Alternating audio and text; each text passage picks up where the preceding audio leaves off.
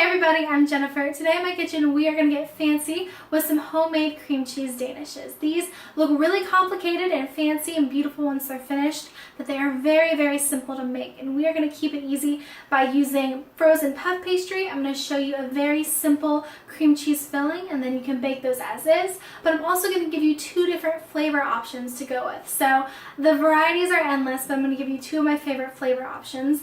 These are so easy and so good, so let's get started. The ingredients you'll need for these cream cheese danishes are 4 ounces of cream cheese, and I just softened this to room temperature, 2 tablespoons of sugar, and I added just a pinch of salt to this, 1 sheet of puff pastry, and you'll need a splash of vanilla extract. The first thing we're going to do is add our softened cream cheese into a bowl. Now we're going to pour in our sugar and our pinch of salt. Now we're just going to cream this together with our spatula until everything is very nice and well combined and smooth. There we go. We want to make sure that there are no lumps, that everything is nice and smooth. Now we're going to add in a splash of vanilla extract. This gives the cream cheese a really nice flavor. Now I'm just going to give this one last mix. There we go. Now if you are baking the cream cheese danishes as is with none of the flavor options that I'm about to show you, then you'll want to add just a pinch of lemon zest to this, maybe 1/8 of a teaspoon. That really helps brighten the cream cheese flavor. Okay, now I took out my puff pastry and I put it on a cutting board, and what I've done is I just put a little bit of all-purpose flour on the cutting board just to make sure that the puff pastry doesn't stick to it. Now all I'm going to do is I'm just going to roll this out just a little bit. Perfect. Now that we've thinned the puff pastry out just a little bit, we're going to cut this pastry sheet into 6 squares. And you want to make sure that you thaw your puff pastry in the fridge at least a couple hours before you use it, or overnight, because you want to make sure that the puff pastry is pliable so that way it's easy to roll out and easy to cut. I've got a baking sheet lined with a silicone baking mat. You could also use parchment paper. Just make sure that you don't use any aluminum foil or your danishes will stick to the foil. Now I'm going to put a nice dollop of cream cheese filling and we're going to spread it all the way down the center of the danish.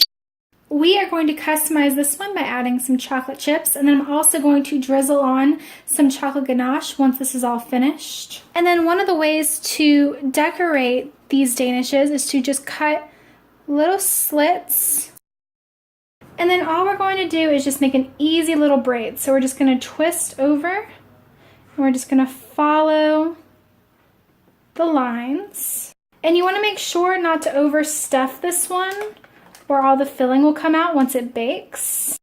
Alright, now our cute little braid is done. The other thing that you can do to keep it more simple is we're going to put a nice dollop of cream cheese and spread it to the edges, leaving about 1/2 inch of border. And now we're just going to sprinkle on some chocolate chips. The last technique I'm going to show you is we're going to cut each of these corners. We just want to make sure not to go all the way to the center. And now all we're going to do is just fold each of the corners into the center.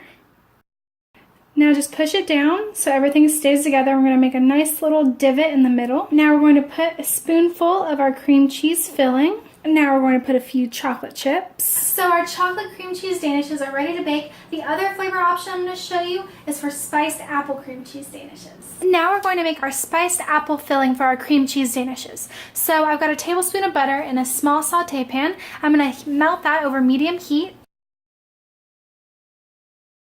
Now I'm going to add in 1/2 of a chopped apple, and we're just going to saute this over medium heat until the apples start to soften. Now that the apples have gotten some color on them, I'm going to add in some brown sugar and cinnamon. I'm going to give this a good mix. I'm also going to add just a splash of water. Now we're just going to let the apples cook for a little bit longer, just a couple more minutes. Alright, our spiced apple filling is done. Now I'm just going to add some of my spiced apple filling to my cream cheese danishes. And now what I've got here is an egg yolk, and I just mixed it with a couple teaspoons of water.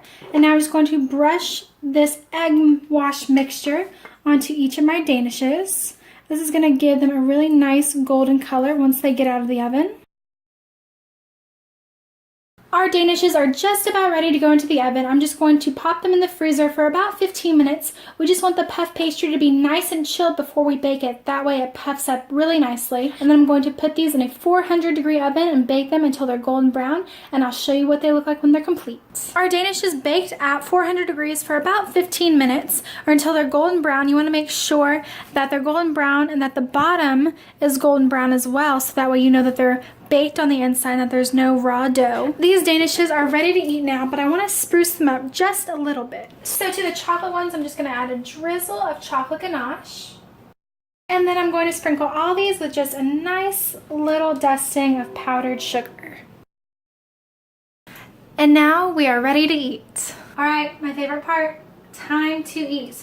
Now, these are going to work tomorrow. This one was overfilled, and so it leaked a lot, like I told you guys it would if I overfilled it. And so this one decided to be mine. I already ate like half of it.